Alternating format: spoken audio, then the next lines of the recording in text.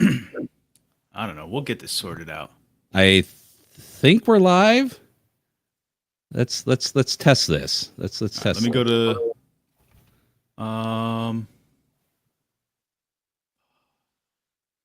okay.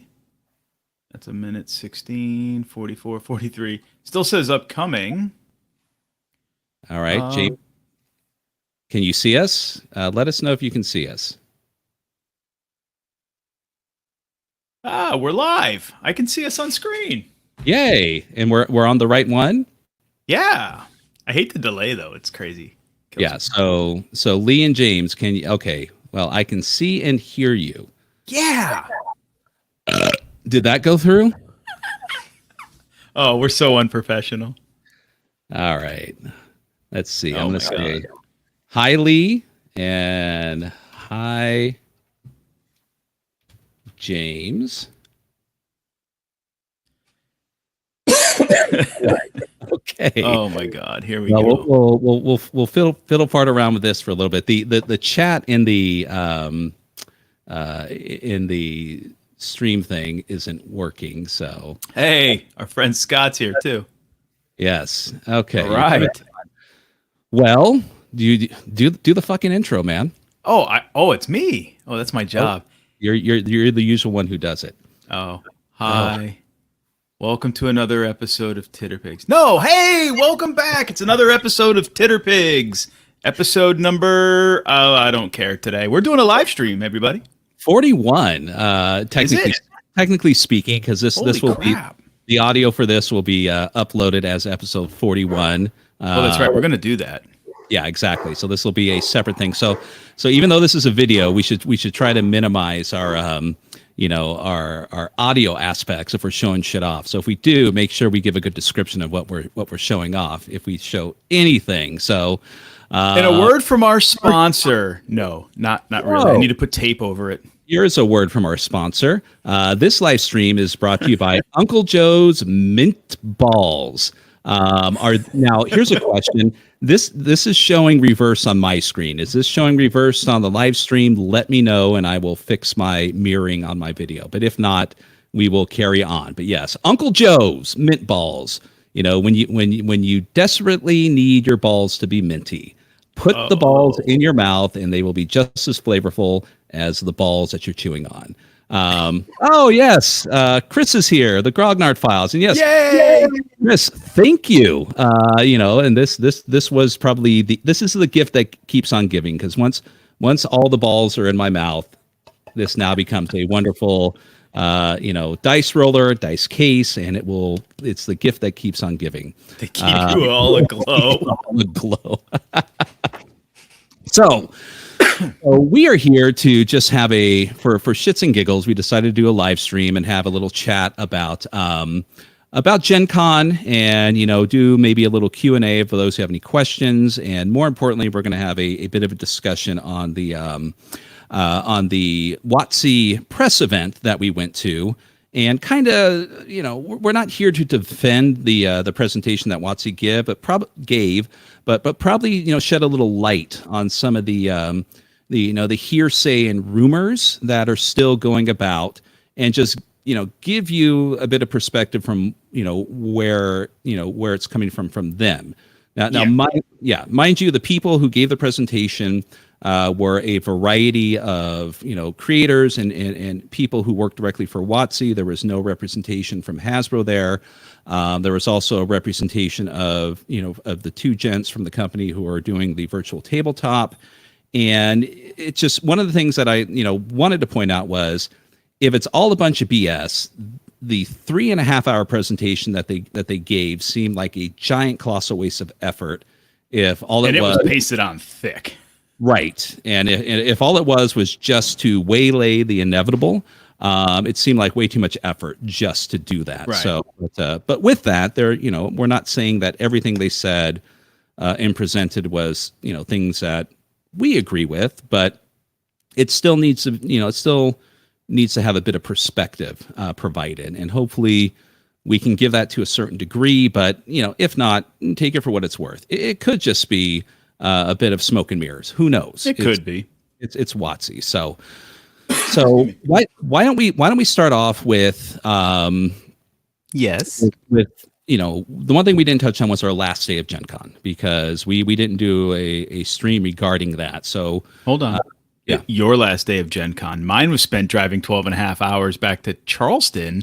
Oh, that's trying rough. to avoid Tropical Storm Debbie, which we're still dealing with because roads are flooded, rivers are flooding. Yeah. Right. So, I mean, how was your last day of Gen Con? Because mine was spent in a car. It was fine. What do you mean this is going downhill fast, James? You were talking about mint balls in your mouth. Oh, okay. Yeah. About. I mean, so, if you want that Cthulhu by Gaslight book sent to you soon, you better be nice. So our last day of Gen Con, right? Keith had to leave early, so we had a few things scheduled for that day. The first and foremost was I played in a game of Rapscallion. Rapscallion is a game that just completed their Kickstarter a while ago. It is a powered by the apocalypse game. It is kind of a mixture of, you play a bunch of rogues and pirates. The essential game took place with all of us on a pirate ship, and we had to go find buried treasure. It was myself, it was Debbie, and my son who joined in the game. And I don't know. One of the things that I walked away with playing this is I still feel that I don't really have quite a hard grasp on. I think appeal is the wrong word when it comes to Powered by the Apocalypse games, but I feel like, at least my takeaway with everyone that I played in, except for the one that Sue Savage ran. When Sue ran, her games utilizing Cult, which is a version of Powered by the Apocalypse 2. All the other PBTA games that I played in just felt a bit ramshackle. Just kind of like the person running it was just, hey, we're just here to have fun and let's just make up shit as we go along. The utilization of the rules didn't really seem to be first and foremost in running it. It was more like, whoever thinks of something cool, that's what happens. And it felt like the gaming aspect seems to be missing from it. And again, maybe I'm just playing with the wrong people. And I reached out to Blake and a couple other people that I may be having a chat with, and may have them run a game for me to see if I can better grasp it. But it was okay. But I don't know. I'm still trying to see what Powered by the Apocalypse is huge. Oh, absolutely. But it's a different type of game. It is not your traditional or trad game where you have mechanics, but you're not throwing dice all the time to do everything you want to do and having dice adjudicate everything. Right. But I think one of the things that we kind of ran into, and also with the Avatar game that we played, is knowing the base mechanics of how PBTA works. There's a couple situations where it felt like I had to say, hey, does this activate a move? I felt like it activated a move for me. Should we be rolling something? And the general, feedback that I got from the GMs running these games is, well, if you want. There really wasn't this sense of control and organization with it. I think that's the proper term. It just seems a bit unorganized in the games that I've played in. And I would not to cut you off, but having played a number of PBTA games and having run just a handful, 3-4 times. Right. I can tell you that there are some of the games have very standard playbooks. Some have very additional specialized playbooks for the different, or moves, I should say. They have very standardized moves and then specialized move for each playbook. So there becomes this widening field in each game has a very different field of moves. Right. If you're not, as a game master, if you're not super committed to that game and know all the moves and what's triggering the move, from a game master perspective, it's a challenge to go, okay, hey, so that is the investigate move. Why don't you go ahead and make your die roll, and we're going to see what the result is. Go ahead and do it. Right. It's tough because it's not your traditional thing. but I guess what I'm saying is there is the groundwork of rules within each game, and it just kind of seems like, regardless of how it is, and people put in a lot of work in this because not every PBTA game is copy and paste, but it seems mostly in the games that I played in, those are just kind of ignored. It seems to be more, and I'm not a big fan of this term, but it's the rule of cool thing. Like if it's a good idea and it sounds awesome and it makes everyone clap and shout and go hooray, forget the rules. Let's just roll with this suggestion that you have, and it can make the game feel a bit disjointed, and kind of also take you a bit out of whatever the immersive aspect they're trying to gain. It being a pirate game, it being a fantasy game, it being whatever it is. It can kind of take you out of that situation. So, no, absolutely. I'm kind of bummed that I had to leave on Sunday and drive the 12 and a half hours home because I wanted to play Cartel. Pookie and I had a scheduled game to play together in Cartel, and I know he got to play and I didn't, and I'm kind of bummed that I didn't get to play. Well, did you hear that you didn't miss though? Did he tell you what happened in Cartel? Yeah. Oh, no. I don't know anything about the Cartel game. Pookie and I have not had a conversation about Cartel. I imagine we will later after we get done streaming. There's no conversation. No one showed up. What? He was if I'm not mistaken, I think Pookie's in the chat, or he was. Yeah, he is. I see him. But he was the only one that, generally speaking, showed up. Nobody else showed up for the game. You guys would have been SOL. It was canceled. Okay, he says it canceled. So okay, so they canceled. So Pookie, I know you're listening. Did they refund your money, our money, because that they canceled the game? Yeah. Just that's just a gee whiz question, right? But no, that's right. He showed up, and no one was there. I think that's what he said. This was the end of the day. When we kind of regrouped and spoke about things. So I was half listening. Wow, that's a bummer. So after the game ended, we kind of went our separate ways because we were going to meet up with Doc and Scott Woodard for a bite to eat at the Weber Steakhouse. I took my son over to the vendor hall where he picked up a few things for his friends and also picked up something for himself. And he purchased one of those giant foam kind of cosplay. You get one of those big swords? He already has a big sword. He already has a big sword he got for Christmas, but he got a pole arm, which essentially stretch. You were in the car. It stretched from the back of the car almost up to the front seat. Holy shit! Yeah. So that was his major purchase. And then what was fantastic was that on a whim, right there in the far corner, there's what's called Artists and Authors Alley, where authors are hawking their books, artists are there selling prints, and everyone's signing stuff. And in the far corner, that was where Rose Estes was supposed to be signing stuff, but I thought that she had gone home. This was like the last moment to do anything. Yeah. And just walked over the corner, and lo and behold, there she was with her son.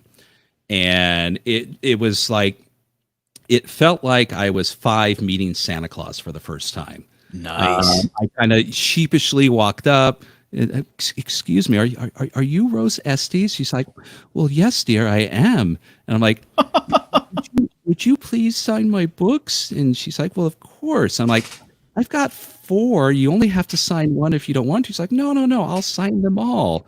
That's brilliant, man. That's brilliant. And so while she was signing the books, her son is there. She's 84, I think, and she was in a wheelchair. So her son was there and had a wonderful chat with him while she was signing it. And a couple other people came by, and said, are you Rose Estes? Thank you for writing these books. And so it was, and she wrote a personal message regarding each book. I had the original 4, the Return to Brookmere, the Dungeon of Dread, the blue one and the brown one. I'm forgetting the names, but they were all. I got you. They were all the first edition. So she wrote a little personal message regarding a little info about that. But because she was doing all four, it took about 40 minutes for her to get through each one. So he told me that she had a wonderful time. She was involved in a couple seminars where there was her and like Ed Greenwood and Jeff Grubb who were there, and they were talking about the history of D&D and the books and everything. So and so that was nice to hear. But it was a bit interesting that this was her second Gen Con. The last Gen Con that she went to was Gen Con number 2. Holy crap! Right. She lives in a remote area up in Oregon, and really hasn't been too involved after she completed the Endless Quest books with the gaming. I know she did a couple fantasy novels on her own, but after that was pretty much it. She never really did much as far as in the gaming world after that fact. So it was interesting to hear. And then all said and done, after we got a picture with her and my son, who was waiting there patiently. Good on him. While I'm there going, this is so cool. Do you know who this is? And Santa, so, I want to sit on your lap, sign my books. Exactly. Yeah. So, dude, that's awesome. I'm glad you were able to get that, because I know you were chomping at the bit all week. We were there waiting to do that. Yes. So that was a big highlight. And then we kind of just chilled for a bit, and then we went to go have dinner at the Weber Grill. Scott Woodard showed up, had a wonderful chat with him, just breaking down Gen Con and just talking bits and bobs about several things. Doc was there with his he only had one Sherpa this time. His younger son was there with his girlfriend. Yep. And so it sounds like they had a wonderful time. I think this was her first Gen Con. I believe so. His 700th, her first. Yeah. But it was brief, because I think one of the things that felt a little off was the one that we went to 2 years ago. We didn't have, even though we had social time with everyone, it felt like we had more social time last time, and this time was anyone who was outside of our group stayed at the house. We just really didn't get to spend enough time. Doc was literally just a brief conversation around dinner and then hugs, and we were on our way. Lloyd showed up briefly, but he didn't stay for dinner, and he had to take off because he was heading off to Chicago to continue his holiday with his friends. Yeah, I recall that. I was in the message group for that still. And so it's and then it was essentially back home and and just start packing and getting ready to head out the next day. So the last day was a bit low key, but that's the way it should be, pretty low key. So and then began the long ride home. Yeah. So, I know. I thought my ride was long at 12 and a half hours. I mean, I got to see my son on the way up, and on the way back, I stopped by his apartment, dropped off the 2 art prints I bought for him. Yes. And he's like, "You want to sit and chill and hang out for a bit?" I'm like, "Nope. I want to get my ass home before the storms come." Right. Right. And I hit about 30 minutes of rain intermittent once I hit South Carolina. Uh-huh. And none of it was really bad. I mean, I could see it kind of off the coast as I was getting closer.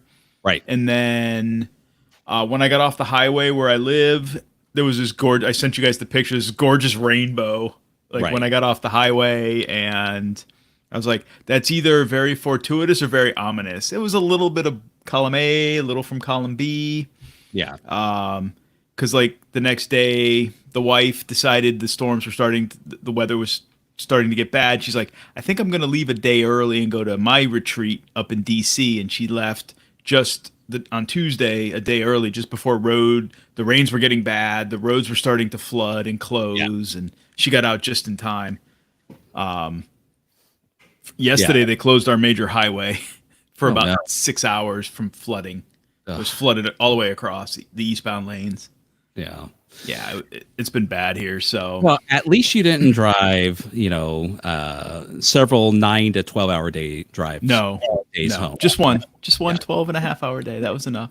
Lucky you. It's So I think overall, I mean, we touched on a lot of things on our little recap we did there, but I think one of the revelations we had. Bye, Pat. We'll see you tomorrow. Cheers, Pat. One of the major revelations that we had as far as going there representing a podcast or part of the press club, we tried this the first time, we tried it again the second time, but I honestly think is when you go to Gen Con, and if you're trying to go there to either make connections, talk with people, get interviews, we felt that regardless of the convention, you kind of have two paths you need to take, and you can't mix it, right? Correct. It was either you're going there to play games and have fun and maybe hang out with friends, but if you're going there to do interviews, make connections, talk with people, speak with publishers, even if it's going to the Ennies, and touch upon that, you kind of have to do the more professional business approach. Yeah. Because you can't mix the two. Like I would have loved to have, instead of trying to game during the day on Friday, which we ended up bailing on a game so we could do some of the professional stuff. Right. And, those types of things. I would have loved to have purposely set up our equipment and sat like outside in the lobby area where we could still hear what was going on in the Ennies, even though that shit sounded like a fucking potato from the back of the room, from the Union Station. They got to fix that shit. And actually done some like live stream commentary from there. That's the kind of thing that I know you and I discuss. Like if we're next time we go, hold on, I gotta extract the cat. She knows we're streaming, right, and recording. She likes to type on the keyboard. Next time we go to a convention, whether it's Gen Con or Origins or Kubla Con or Cornhole Con or one of these bigger cons, whatever the hell it is, Corn on the Cob. What is it? No, Cornhole Con. Cornhole. I don't know what it is. Yeah, we're Toss Salad Con. Well, my point is, let's move on. We digress. My point is, we can't mix work and pleasure. If we're going there with press credentials and to cover press stuff, right? Right. We need to do that stuff. And like during the day, and if we're going to get a game, we can get a game at night. Right. Or if we're talking to let's say we're talking to a board game publisher, you want to give us a 20-minute demo or a 15-minute demo of your game? Give us a demo. We're right here. Let's talk. Right. Right. Bud did it kind of like the right way. He kind of took some time away and he did an interview back at the house with Caleb Stokes, yes. Yeah. Had a nice 2-hour conversation that hopefully will be going up on his podcast soon. Yep. And but it's just when you schedule the games and everything, you're too tired at the end of the day to want to do any of that. Hold on, I need to grandstand. The rest of this live stream is brought to you by Lo-Fi from I don't know who. Oh, it's from Lo-Fi Brewing. It's Glitter Pony, Triple Belgian. Now carry on. Oh, but anyways, getting into the X-Crawl Classics. Fuck off. So that was a bit of a revelation. So whatever one we go to next, it's going to be and not saying that work is not fun. It's great talking with these other people, getting to do interviews, get some insights into the games and whatnot, and then maybe just have the evenings be social situations, either to have drinks, dinner, play games and whatnot. So because last time we went, we had like on the Saturday we had like the what was it, like the mafia dinner, right? It was like this really obscure backroom dinner with like a whole bunch of people. But no, it's not brought to us by Tunnix Tea Cakes. No. But that wasn't on our schedule. That was kind of like it was not. But something like that could have been right had we been staying focused on doing that kind of stuff. Right. Versus, well, shit, I want to get a game in on Friday afternoon, and I want, I purposely built my schedule to make sure that I had less games this time than I did the last time, but even still, this time it was too much. Right. So, well, speaking of there, doing press. Yeah. There, the big thing that we got invited to that we actually did. Let's talk about the big elephant in the room. To earn the press pass, was we attended the WOTC press only, invite only reveal and chat about the coming new edition of Dungeons and Dragons, which we attended with us, Bud, and unfortunately, Pookie came along, but he didn't get his invite. That's a different story. But we'll just talk about what happened inside.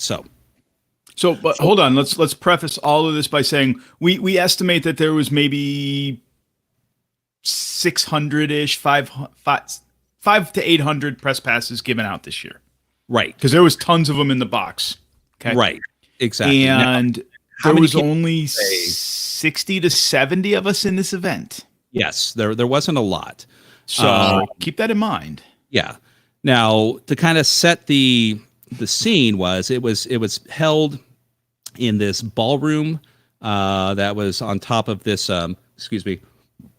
Oof.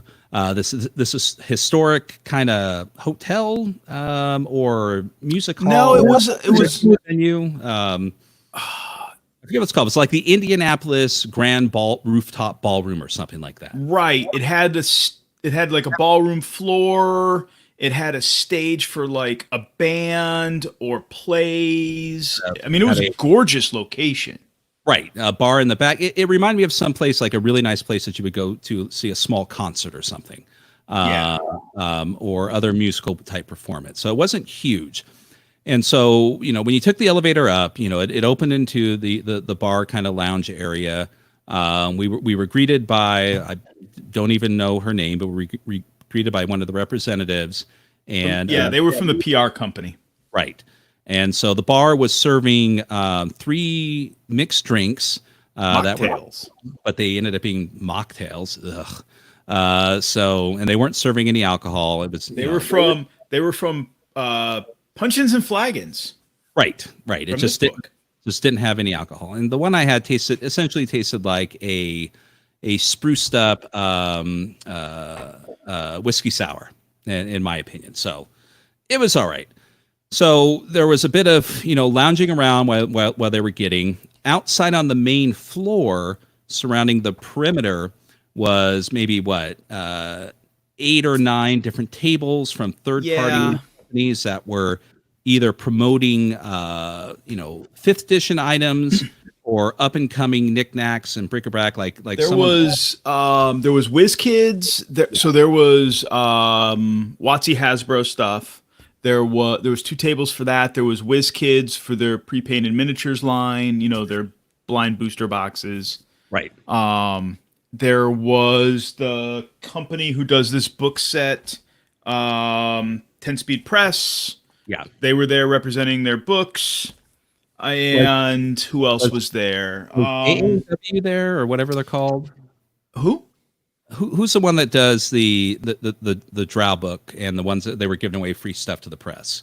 Well, the company Critical Hit Press Critical Hit Publishing was there. That they do Humblewood. They were there. Yeah. You're thinking AAW. They weren't there. Okay. They do the Drow book. So, and then they had a variety of little food stations where they had little sandwiches, finger foods, and whatnot. It was fully catered. Yeah, heavy hors d'oeuvres, fully catered. Right. And so people started to file in. We were actually pretty early. We were one of the first ones there. And then as people started to file in, you would see somewhat familiar faces from the, how should you put it, the YouTube glitterati who does primarily D&D stuff. You would know better than I do. I don't watch that crap. Right. And then a lot of being honest. A lot of actual play people.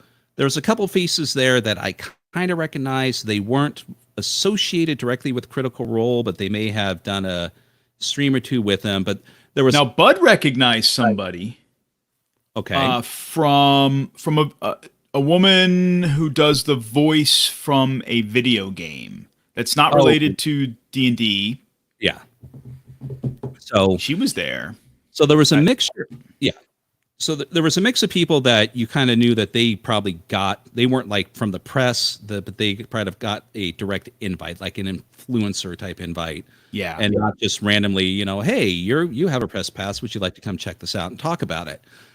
So people started to file in, and then eventually, we took our seats, and on the tables was a variety of swag examples, a D&D mug and a pair of sunglasses, and which Keith is grabbing right now.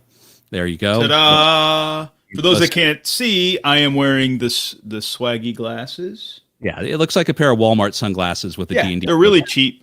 Yeah. They are really thin. They're really cheap. Like, if I open them, like, they have no give to them. Like, I'm afraid I'm going to break these damn things. I'm going to put them down now. They wouldn't fit on this head, that's for sure. So no, they won't. So, a bit of time went by, and then eventually we were told to take our seats. And hold on. Before we took our seats, though. Oh yeah, we were given T-shirts. So we got T-shirts in the beginning. For those that can see, yeah. And these are World Tour shirts or Realm Tour. Yeah.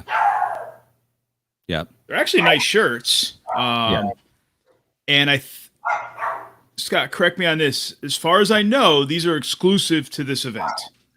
Someone did chime in and say during one of the YouTube posts I did, or not YouTube posts, social media posts, said, "Where did you get that shirt? Because it looked like only WOTC staff was wearing it." So yeah, it's somewhat of an exclusive shirt. So yeah, so we're sitting down, and so already it meets what we thought it was. We originally thought it was just going to be a general come, take a walk through. The books will be out on the table, maybe some presentation of some other things, and we would be in and out in an hour.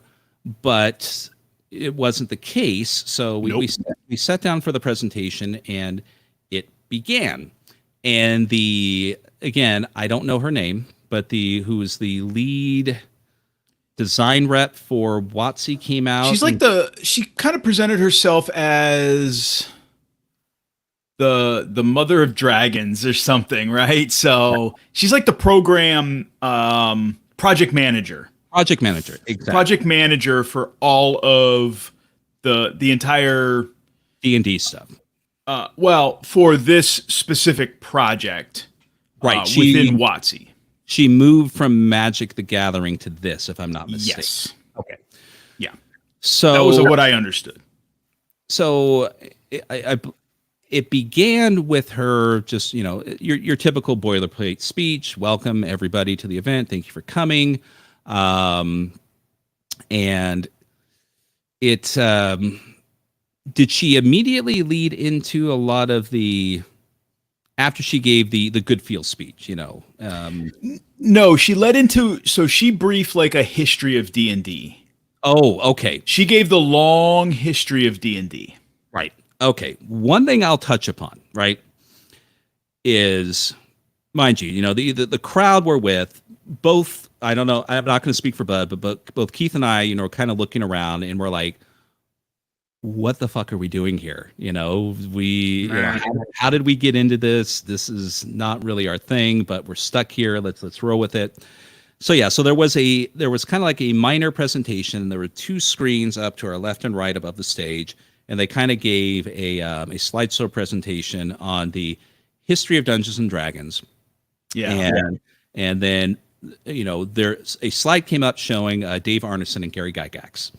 And there was an acknowledgement to them as the creators, and mind you, if anyone's going to go, well, yeah, but there's the other stuff they touched upon. They didn't touch upon any of that. There was no, warning that, hey, these are old guys who came from a different time, and the content they may have done may have not be jiving with how we are today. There was none of that.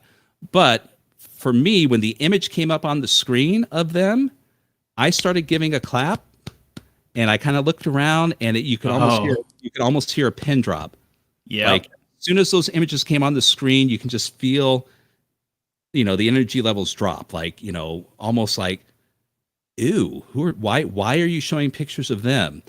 I could be wrong. I could be misreading the crowd, but it definitely felt that way. And then when they moved on to the other slides, and whatnot, it kind of picked back up again. Now, So yeah. now, maybe you picked up on you're kind of picking up on the vibe that I picked up on. I think yourself, myself, and Bud were probably the three oldest people in the room. Possibly. Or at least three of the oldest people in the room. It felt that way. It did. I mean, at least we have the most white hair. Because most of the people in the room were quite young.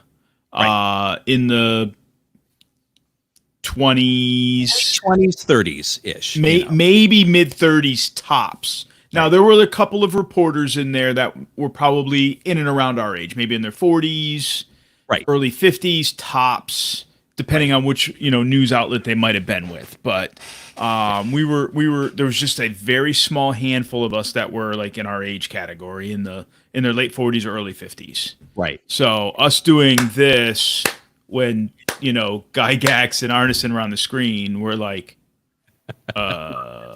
yeah. Oh, who let them in?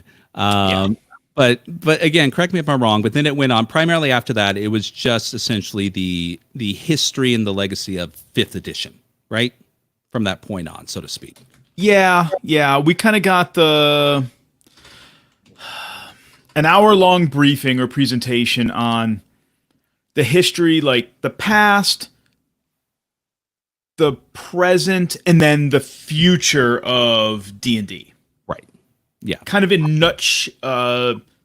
nutshell, the past, a nutshell of the present, which would be like we kind of got a run through of like how we got from like old school D&D through 3.5, 3rd edition, 4th edition was kind of touched on a little bit, yeah.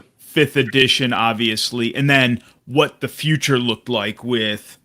And that's what led into this version of Dungeons and Dragons, which is still 5th edition. Right. And also I might add, also touching on her history as a gamer, which I'll be honest was interesting. I was more interested in her history than I was in the rest of her presentation. According to her presentation, she's definitely is an old school gamer. She's probably close to our age. She's got to be our age, yeah. She was a programmer for MUDs and early online Muds and Mushes, yeah. And she ran a BBS out of her parents' living room. I did that out of my bedroom as a teenager. Right. So she definitely has some gaming credentials, some tech credentials. Just not your average, executive who is just there to, sell the brand, right? So there's a bit of vetted interest that coming from her. It seemed like she legitimately is excited, not just about D&D, the new edition, 5th edition, even though that's her job, but an interest in gaming all around in general. So that was a bit nice and reassuring to see. So when that was done, what came next? They brought up another presenter. I'm looking through all the press stuff for it right now. Right. I was hoping for like an abbreviated slide deck that we could stream, but no, it's not there. Mm-hmm. So then they basically brought up the two, like the grouping of people, Chris Perkins and the folks intimately involved in this version of Dungeons and Dragons. So. Right. And then we kind of got the spiel of, okay, so what's in this new player's handbook? What's going to be in the new Dungeon Master's Guide, the new Monster Manual? Right. What's different about this version? And what we learned in a nutshell is all 3 core books are going to be 384 pages each, which is considerably larger than the 2014 versions. But with that, we also learned that you can take your 2014 versions, throw them in the bin, insert these 3 new versions that are coming out. The current version of the player's handbook will be available in September, so next month. The DMG will be available in November, and the Monsters Manual will be available in February, according to their timeline. Right. And you can insert those in place of the 2014 versions and run all of the existing official product that WOTC has published, the other supplements, the other adventures and adventure books, campaigns that they've officially published with no converting. And if They're you're fully compatible. if you're a 5th edition fan, then this would be good news for you. Because it's not a new edition. Now there are changes to some of the core mechanic elements, Right. but it is not a new edition. They're not calling it 6th edition. They're not calling it 1D&D anymore. They're just calling it Dungeons and Dragons 2024. Right. I think, yeah. Yeah, that's the vibe I got. Kind of like what they do with Magic, right? So they call it like 2023 core, 2024 core. It'll be 2025 core, right? That's the reference they're going to be using. The books are just going to say Dungeons and Dragons, but I think when they don't refer. I'm looking at the book. I've got it right here. Yeah. So for those that are watching the stream, that's the cover of the new Player's Handbook, right? Right. There's the back cover. Yeah. With the embossed 50th logo on the back. Right. And it just says the world's greatest role-playing game, Dungeons and Dragons Player's Handbook. There's no reference to 5th edition. There's no reference to anything. The only thing it says on the back is a companion to... Now, what it does say on the back is it says a companion to the 5th edition Dungeon Master's Guide 2024 and Monster Manual 2025. So they're still considering this 5th edition Dungeons and Dragons. Yeah. So it's not a new edition. It's just a revision of the existing edition. Right. So this one was the sales pitch. This one was the breakdown. Yep. This one was the one where this was the promotion part of it. Yeah. And do you want me to just read off the slides that they had regarding the 3 books real quick, just so? Yeah. Go ahead, because it's just the highlights of what's different. So up on the screen there was 3 slides. So things to look forward to if you're looking forward to this. 5th edition's your jam. You're like, woo, new D&D. This is kind of what you have to look forward to. So you've got 48 subclasses coming in the Player's Handbook, with 18 new backgrounds, so to speak. You've got 75 feats, 375 spells, with several hundred of those being either new or redone. A weapon mastery rules, a rules glossary, and then apparently there's going to be new crafting rules, things that to make those aspects more interesting. Now, again, if this is your jam, fantastic. Some of these things, even if 5e was something that I, was my major focus, some of these things I would look at and go, eh. Crafting rules was okay, that's fine. So the more interesting part is when they were touching on the Dungeon Master's Guide. The Dungeon Master's Guide is the big thing with this, and this is probably already out there, is the Bastion rules, which many may recognize as something that might be associated with like Birthright, right? And other things like that, so to speak. The Greyhawk campaign setting is going to be the primary focus. All right, so I'm going to try to share the map. So from the press kit, I've got some images, or at least the image of. So for those that are familiar with Mike Chalet's artwork, his maps, which are absolutely brilliant. You can't see it; it's off camera. I've got a printout of Waterdeep, and it's a Mike Chalet map. I love Mike Chalet's art. So I'm going to try to share a screen. I don't know how this is going to work, everybody. So let's just try this. Yeah, I think this is going to work. All right. So there we go. So if you can see that is the map of the city of Greyhawk. Yes. That is going to be included as a map. I think it's going to be a pull-out map. It's the flip side. It's the flip side of Greyhawk, which would be on the other side. Yep. Yeah. So just to give you a sense of what's going to be the caliber of the art and what's going to be included in the Dungeon Master's Guide. So, and the primary thing that they said in regards to why did they choose Greyhawk, and this is their words, not ours, is that Greyhawk, of its own, is even in its old school status is still relatively open for you to make your own. Is that kind of what you feel they said, Keith? Yeah. It's a world setting, but I think it's still, so this is the first time they said in their history that they're actually including a campaign world in their Dungeon Master's Guide. Right. With 3 or 4 sample adventures too. Yes. Which And is interesting. in such a framework that it give for the dungeon master to give them an idea of what they can do with an adventure. They can obviously run the adventures, but what they can do with adventures, how to craft them, like what they should, ideas of the layout of what an adventure can be, not what they need to do or what, tick the boxes kind of thing, but what an adventure can look like. Right. A particular style of adventure, and there may be different styles. Hold on, I'm gonna. Hey, someone shoot the dog. All right. Well, Scott's trying to shoot his dogs. Not really. I'll keep talking. But go on. But yeah, it was, of course, the Greyhawk setting, could be taken as we're going to throw, the old school gamers a bone. They've been wanting Greyhawk. They've been wanting other settings. Obviously, Dark Sun they feel is not something that they want to tackle for whatever reason.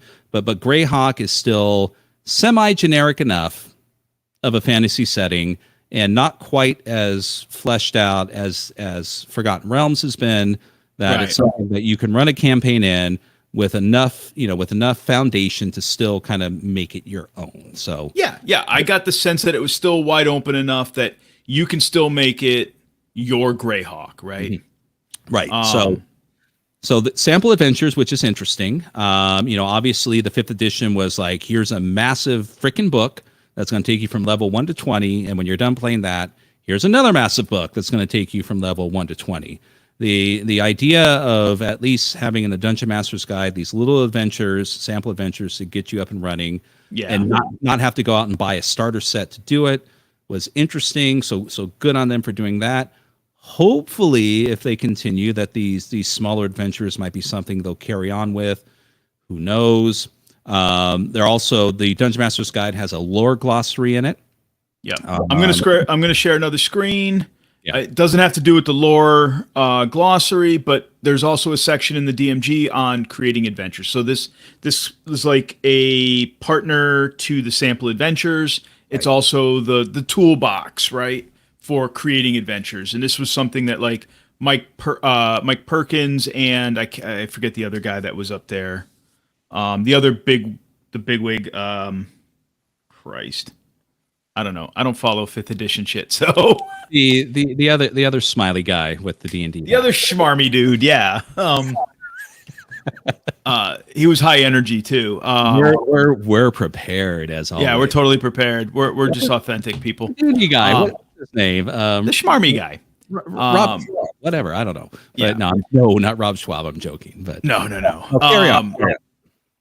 But that was one of the things that they said. Okay, so we have a toolbox for creating adventures. Like here's a framework for creating adventures, specifically for the rule set, and then here are some sample adventures, and then it goes into like the lore glossary. But another thing that is not on these slides that applies across all 3 books, they've redone the actual layout of the books, and by that I mean the way in which the information is presented. So the arrangement of the information. Right. It's going to be a little bit more easily acceptable. The Dungeon Master's Guide legitimately sounds like, according to the presentation, that it is going to be way more beneficial for a experienced and likewise new dungeon master to get in and start running their games without having to hunt and peck and essentially read the book from cover to cover to try to find the information that they want. Yes. It's laid out more as an actual guide to walk you through these steps one by one to get you to run their game, which is nothing new, to role-playing games, but it's good to note that the way they're executing this is something that's going to be beneficial. Again, if this is a game you're looking forward to run when it comes out, if D&D 2024 is your game, know that it sounds like the Dungeon Master's Guide is going to be way more beneficial and provide you the previous versions. In previous versions, yeah. One thing I will say on the arrangement of information for the player's handbook that is drastically different, and they really highlighted this. They foot stomped it. Every version of the player's handbook has always presented character creation first. It has always been the beginning. It starts with character creation and then goes into everything else, like then how to play the game. This version of the player's handbook does not do that. No. It starts with how to play the game. The basic game rules, mechanics are first. Then it goes into let's build a character. Right. So that is an absolute change from every version that they've ever published in the past. Welcome to what everyone else does, WOTC. Thank you. Yeah. So they are caught up. They've gotten with 2024. Yeah. So what's in the monsters manual in summary? So monster manual, they say there's going to be 500 plus monsters, more Apex monsters, more NPCs, expanded monster families, stat block improvements, monster treasure suggestions. So no surprises there. I mean, it sounds like I took away spit and polish on kind of everything from the past. Right. It's a bestiary. I mean, what can you do with a bestiary except we're going to add more shit and maybe make shit a bit more, polished. So, well, I recall Chris Perkins mentioning like Apex monsters, right? So there were very few in the current version of the book. There's very few like Apex monsters for those characters that get to that point where, it's time to fight the Tarask or, something of that caliber. There's very few things at that level that challenge rating. So now there's more options available, and then there's scale. So they did mention that some things have scalable options, right, to kind of fill the void, like vampires. Like they specifically highlighted vampires. There's some scalability in some of these things. You can plus them up, plus them down, or bring them down a little bit to adjust them to work with parties of all sizes and challenge ratings. So so one of the interesting things they highlight, and I don't know if you have an example of that in the press kit that you got. I know where you're going. I'll look. How they're handling the art, which I'm still kind of 50-50 on it. I see why they're doing it. It's an interesting concept, but so how the art is going to work in the monster manual, as opposed to the old one where everyone has, your typical bestiary is page of information, stats and whatnot, and and then there's a singular image of the monster, right? Rinse and repeat through the whole book. What they're going for with this one is a bit interesting. Is not every monster will have a particular illustration, but it won't be individual to the monster themselves. What they're doing is they're providing, I don't know the exact term they use, but they're doing action scenes. There's action-orientated scenes in regards to the artwork. So is the skeleton example the one that you have, Keith? Or I don't have. They did not provide information on the monster manual, unfortunately. So, because I think some of that's still in development, possibly it's the last book that's going to be released. So, do you want to talk about the scene that they were talking about in regards? Yeah, I can. So they're doing spreads, like one-page spreads to accompany, some stat block and monster information, and they were doing like action scenes, and the idea was to give game masters the impression or the idea of what the monsters, whatever they be, what they look like in an action scene to inspire them in terms of like descriptive, to give you an idea of what skeletons look like when they're in an action scene, in a battle, right? So the poses that they might take, or the way they might throw up a shield, whatever the monster might be. Just the skeletons was the one that came up. Right. So that was one thing they talked about in terms of art. Right. So the skeletal scene, like on that particular page, had like generic skeletons, like a giant skeleton and like a skeletal horse. So in the scene was a bunch of regular skeletons, a giant skeleton, and a couple skeletal horses, all in various poses and scenes, fighting some examples of player characters. And so what they said was that's primarily going to be throughout the book. Now, some will have individual illustrations depending on them, but a majority of them were going to have these action scenes, which again is interesting and it's helpful. It's a tool. Right. They're still. It seems like they're trying to lean towards the helpful aspect of, hey, we're giving you these tools to run the game, and we're trying to make it as easy as possible for those who want to run this to provide an immersive situation. Yeah, I got the sense that everything that they're doing is obviously calculated, right? There's decision. Everything has a business decision, right? With them, and the idea of making an action scene, right, for some of, not every monster, but some of the monsters is it throughout the book, is not only to inspire the game masters, as they said, but I also think it's to help them with descriptions, right? It helps, again, it's a tool to help game masters with descriptions, maybe inspire a game master to take something they see in an action scene and go, hey, let me create something around that myself, right? Right. Everything that they're doing seems to have multiple uses, which is good. Right. You actually want to. They made it seem like, yes, you want to go out and get these 3 books, not because it's like, hey, we need these 3 books to run D&D, but in this particular version, it seems like they made an effort to make them interwoven, like more useful. More useful. They lean on each other. They're not just separate reference books for you to page. Now, I do want to point out, Pookie did say something in our YouTube chat. Right. One of the big changes, and this is a Chris Perkins thing, that they finally did give cats dark vision. I didn't know that was a thing. I didn't know it was a thing either, but he did say that on stage that in the current version of the game, creatures do not have dark vision because in real life, one of his mother's or grandmother's cats it didn't have dark vision. Like, it would trip going down the stairs at night in the dark and tumble all the way down the stairs. So he cats don't have dark vision. Not in my game. They don't. So not. It's not in the book. He owned that one. So hey, whatever. Right. And I just saw Dirk say hard to make your own tokens using screen grabs using the books. And right, in an action scene, you're which I've done myself. Sometimes depending on the game, it doesn't have individual things. You kind of just have to make do with what you got, or zoom in on a particular thing to make a token.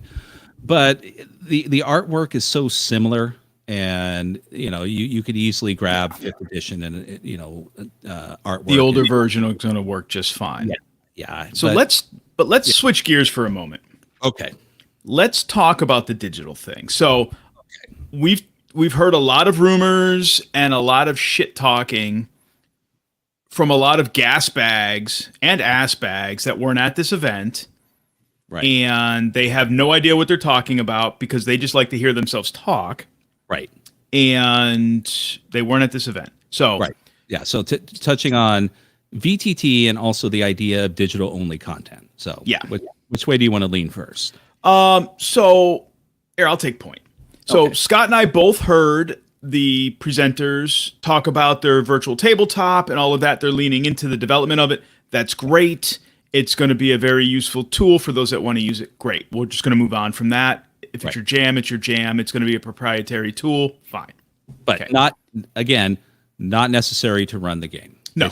It's like any other VTT.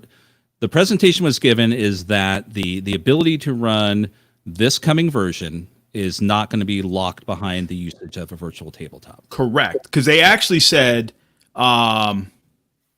they would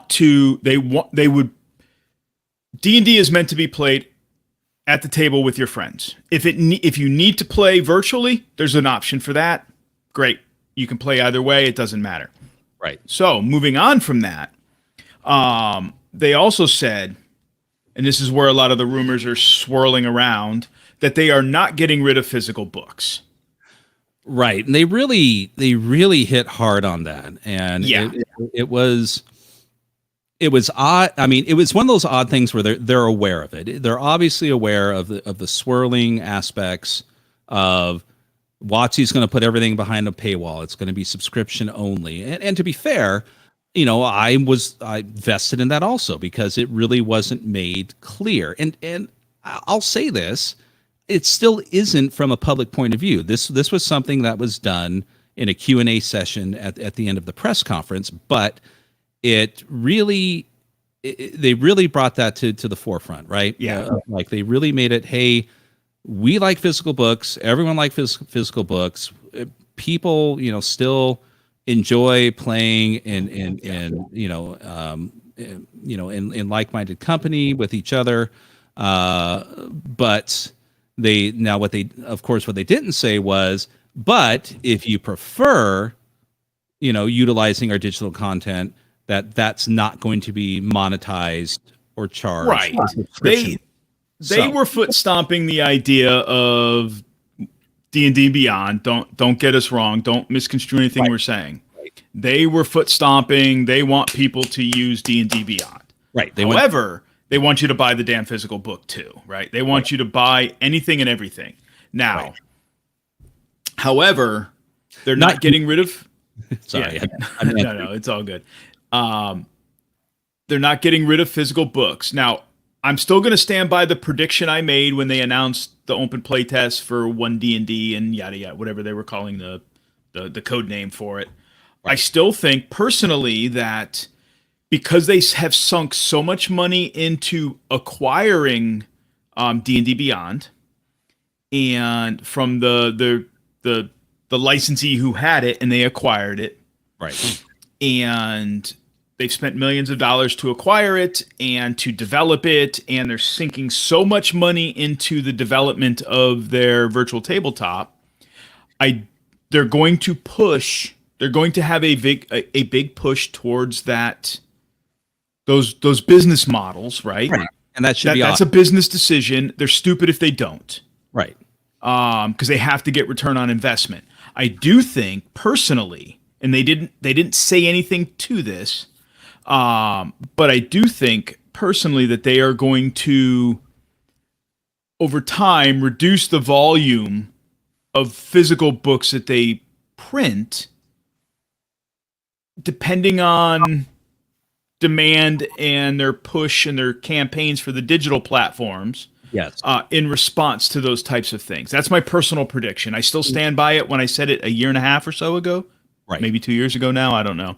Right. I still stand by that prediction. Right. And a classic example is, our wish for, it'd be nice if they just had smaller adventures, and things, not these giant campaigns throughout like 5th edition. More than likely, you might see that as an online only version, and you're going to need to subscribe to get these games. Now, we're not supporting that, to be clear. We're making predictions. We're essentially the messengers here. Right. But what we are saying is, currently speaking, and it would be almost ridiculous to think they spent 3.5 hours kind of nailing home the aspect of the physical aspects of this game, that it would have been a 3.5 hour smoke and mirrors for them tomorrow to turn on and say, nope, everything's subscription based. We fooled you. Yeah. Ha-ha. No, and that's not how it's going to go. I assure you of that. I just think, as I said, personally, I think they're going to scale up the digital platform and scale back the physical assets. Right. Proportionally in favor of the digital platform stuff, the digital books. I mean, so for those that are wondering, the player's handbook, I just looked at the back. If you saw me looking at it, it's $49.99 for the book. The price has not changed. Yeah. People were like, "Oh, it's going to be $60 or $65." No, it's $49.99. The price has not changed. It's going to be $30 on Amazon. Yeah. Right. The price has not changed. You still have to. There's no option as of right now, as we understand it. There's no caveat to get the digital version of it through D&D Beyond for free or at a discount. You have to buy that separately. It's not going to be, I don't think it's going to be $50. I still think it's going to be like $30 or whatever it is. So if you prefer digital, you're going to go buy digital because you like digital and it's going to be cheaper, and it links to your character sheet builder and all of that stuff. which then will link into, as they said, those that were the company that's doing their project, whatever, their virtual tabletop, is directly linked into their D&D Beyond, is all linked. They're all interconnected. So yeah, they're still going to do what most people are speculating. They are going to try to monetize as much as they can on this brand. of course. All we're essentially saying is the idea of them completely doing away with the physical books at this point in time is just is not the case. They're not. They're going to monetize both sides of this coin. They'd be stupid if they didn't. Keith just thinks that they're going to ramp up the monetization on the digital side and scale back the monetization over time on the physical side in favor of exploiting the digital side. That's just my personal belief. The success of the VTT is going to swing on that. I think it's a pendulum, and I think it's going to swing that way, but never getting rid of the physical assets. I just don't think that's a thing. That will be secondary. That will be a secondary concern, depending on how well the VTT does. And likewise the monetization of other things. We agree. They are going to do whatever they can to make a buck on certain things, and they will make things virtual only. And it will either cost or it may be subscription based. But they are going to, for now, for the time being, it's still going to be both. So I don't foresee that changing in the near future. No. There could come a time that does change, and that's a business decision that they have to make. Right. And so be it. Again, it's not necessarily a game that I'm overly excited about. I mean, I like some of the changes that they're making with it. Yeah, they're moving in the right direction for those who want to play the game, I think, in my opinion. Agreed. In certain areas. I think in the Dungeon Master side, some of the changes they made to the player's handbook regarding, the character classes, what they call species now, aspects of, of the game itself and how it's run. I'm still just on that. I could care less.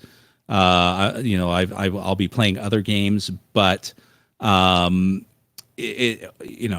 that's just me. If I would say this, if 5th edition is your jam and you've been following along with it and you're like, okay, well, these changes are okay, and I kind of like where they're going, I would say that the newer edition, you are going to get a good quality product that's going to allow you to run your current edition of Dungeons and Dragons very well, if not better, if you're okay with all the changes they made regarding the game itself. So okay, so let's move away from 5th edition Dungeons and Dragons. I think we've beat that horse to a pulp. Yeah. So in the chat, I'm looking at the chat, yada yada yada. Blake has popped in. Yeah. From Blake's RPG Zone. Yeah. And he says, so what is a game you are both excited about? So I will say, there's 2 that I came away from Gen Con with that I'm super excited about. Yeah. Personally. The first is Outgunned from Two Little Mice. So for those that are watching, I am holding up the book. Super interested in this. My friend Roz, for those of you that are listening that know Roz, she turned me onto this book or this game, so I am actively reading this. I got the PDF of it, started reading it, and I'm enamored with it, so I grabbed the physical book and I'm continuing to read it. So the idea of like action flick games, just the idea of it just really, really appeals to me. The other thing, I didn't play that at Gen Con, but I did pick that up at Gen Con. The other things that I did pick up at Gen Con and I played at Gen Con was the new X-Crawl Classics from Goodman Games. Yeah. That was good. The tournament was a little rough. Like, I enjoyed some of the games we played, but just the format of the tournament was rough. It was just mentally tough. Right. But yeah, I had a blast playing the tournament. Some of our judges were fantastic. Shout out to Joey Royale. Brilliant. Woo! That was great. High speed, low drag, all energy. It was great. As for me, if we're going with like what we either played or picked up at Gen Con, I picked up a copy of Household, which I'm looking forward to reading. Again, that's also from Two Little Mice. Two Little Mice. That is, for those who aren't aware, on the American side, think of the old cartoon that we grew up with called The Littles. On the British side, The Borrowers. No, you play fairies in a big Victorian or Edwardian house. Play diminutive people, but they're not all fairies. They're fayish, but they're not all flittering. Oh, okay. I stand corrected. Yeah, you play little people in a giant house, and each one has a bunch of factions. Is little people an appropriate term these days? Not if they're from the Fey realm. No. Okay. Because they're little. They're like okay. They're I'm just making sure we're using the right vernacular here. God, come on. And then I think the other one was, speaking of Joy Royale, his is going to be coming out soon. He's doing a Kickstarter for his Weird Heroes of Public Access, where he's bringing all of his zines together and also doing new content in a. It's like the best of. He's going to cultivate. Didn't he say he's going to like kind of cultivate or curate? I should say the best of his content, and then add new stuff. Right. Exactly. So, and if you haven't, check it out. I mean, the zines are like, hey, get downstairs. You don't belong up here. Go. I'm sorry. I'll go downstairs. Bye. I gotta go. No, not you. The dog. Oh, sorry. I can't get out of here. And it's a fun, just kind of wacky, nonsensical horror type. You're running a part of a public access station, not the Jason Cardova one. This is a better one. So it's those are two that I'm excited to look. And also I'm excited to check out I think everyone grabbed a copy of just to see is the Arkham Horror role-playing game starter set that we picked up. Oh yeah. Let's talk about that for a minute, because I've started reading it. Okay. It's interesting. The game has no digital content to it. I looked at their website. Yeah. Not that a game needs to have digital content, but I wanted to, because I was going to read it and I was going to run it for you guys. Yeah. But because the game relies on playing face to face, the puzzles in the game are physical. Yeah. Like you physically have to manipulate the puzzles. Right. And they're the character sheets, the character cards, you put physical dice on them, and then, oh, Scott, you need to do something and I want to aid you, I give you a dice. I give you one of my die. And so it's open information, and even the game master characters, NPCs, are open information. So you know how many dice are on their character sheet. Right. So there are aspects, as I was messaging you guys the other day, that there's open information. As you guys start to read it, you'll realize that even it would have to be its own interface to play in a virtual environment. Okay. You would have to do a lot of heavy lifting to get you would really have to do a lot of heavy lifting. You could do it like taking a game are you familiar with 10 Candles?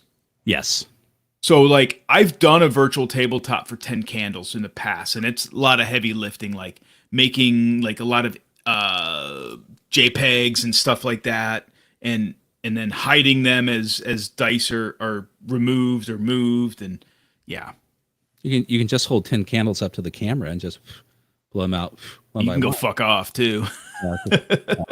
That's true immersion as you finish your fourth beer and burn your house down. So exactly. Yeah. So it would be very, very tough to do it in a virtual environment.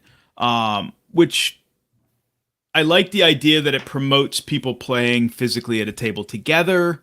But at the same time, I think in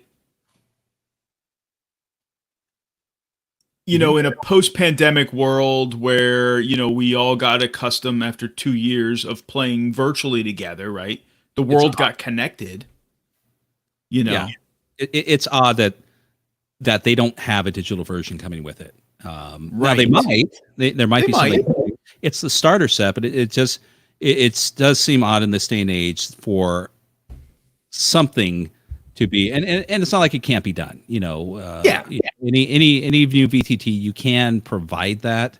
It just requires you pay someone to do that for you and do a bit of work, or do a little bit of JPEG finagling yourself to go, okay, here's your dice on the screen, yada yada yada, kind of if thing. you want to do it yourself. But I mean, but it's just saying that coming soon to Foundry is this and this and this. Right now, this is specific to the starter set, like the physical puzzles. Right. And things like that. Now, the core book for it is going to be, what did they tell us, November? Yeah.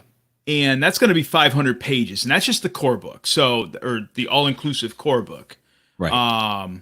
That's not, there's no puzzles. That's just the game book to play. You create your own stuff from that point forward. Yeah. Yeah. So what you create is what you create. So at that point, you could move forward to a virtual tabletop, but character sheets, character cards still have that kind of open information with dice being placed on them. Mm-hmm. That doesn't go away. Right. So be interesting to see how it moves forward. Yeah. Yeah. So, whenever we get back together again, all of us in 5 years will play it. Yeah, we'll have to see. All right. So probably wrapping up soon here because I've got to go, spend some time with, make sure my daughter and her friends aren't burning the backyard down. But coming soon, what's one of the things that we pulled away from our visit is we do have a coming episode of Titterpigs that's going to involve Roz again. And yes. What's that going to be? So we're gonna have Roz on, and we're gonna do a couple of things with that, but we're gonna talk about solo gaming again, specifically a little more towards the board gaming side of things, because Roz is all things solo gaming. Yeah. And we're gonna talk about Agents of Mayhem, I think is the game, and she's gonna be kind of enlightening us on that specific game, and then the solo AI expansion for that game, her experience with it, maybe what else you can do with it, maybe outside of the board game. Does it have any role-playing game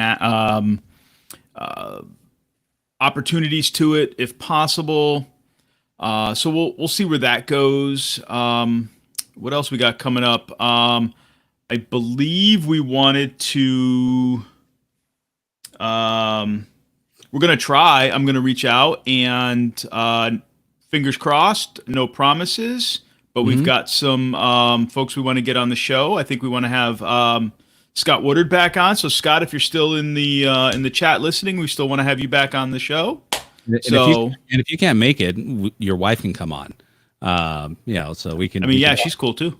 Yeah. Very, very cool. Yeah.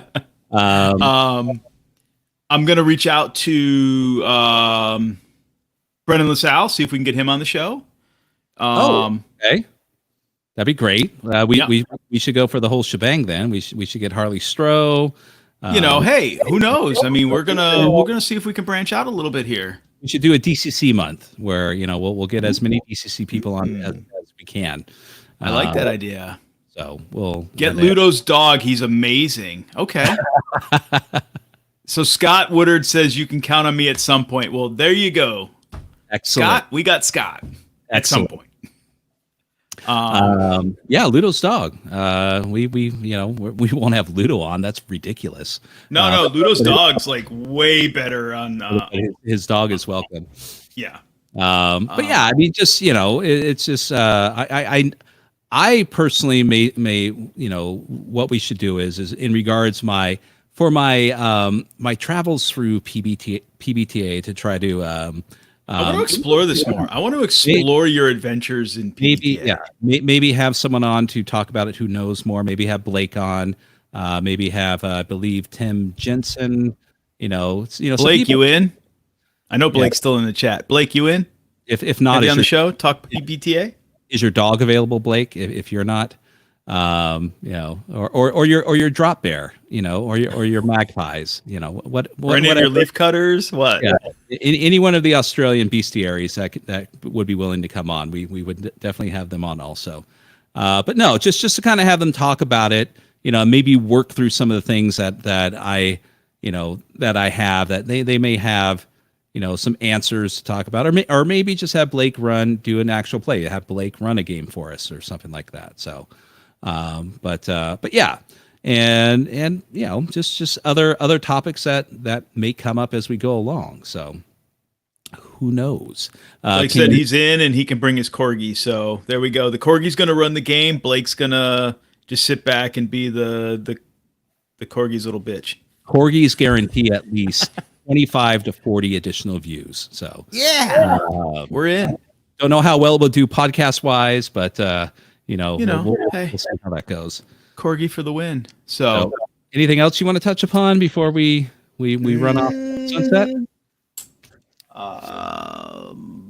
That we like and subscribe, smash the button, do all the things, tell your friends, tell your friend's dog, us. Yeah, this will be dropping soon in audio version, and likewise, it's already on the will already be on the YouTube, so we'll be dropping that down, and don't forget to check out Scott's YouTube channel. Don't forget to check out Rolling Boxcars blog.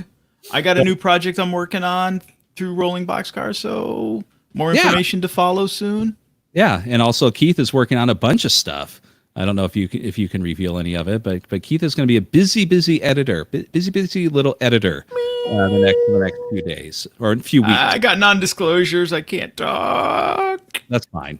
You can guess what it is. So I mean, yeah, I got some projects in the works. Some I've turned in. Some I've got coming to me in the next week or so. Yeah. I got handed a stack of stuff or commitments right as I was walking out the door for Gen Con. Some I've already done and turned back in. Some I'm still waiting on to get. So and as for me, I still have a real review I'm going to be doing here in the next week or so.